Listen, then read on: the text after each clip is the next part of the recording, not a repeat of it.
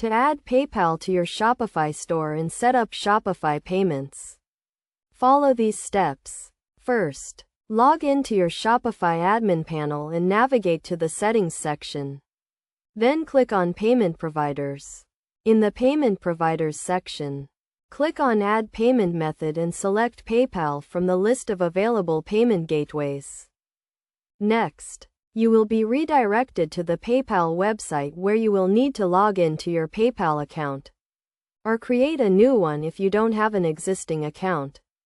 After logging in to your PayPal account, you will be asked to authorize Shopify to connect to your PayPal account. Click on Agree to authorize the connection.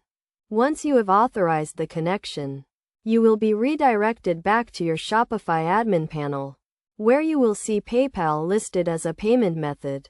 To set up Shopify payments, navigate to the Settings section and click on Payment Providers. Then click on Add Payment Method and select Shopify Payments. To activate Shopify Payments, you will need to provide some business information, including your business name, address, and tax identification number. You will also need to provide some personal information, including your name, date of birth, and social security number. After providing the required information, click on Save to activate Shopify payments. It may take a few days for Shopify to review and verify your information.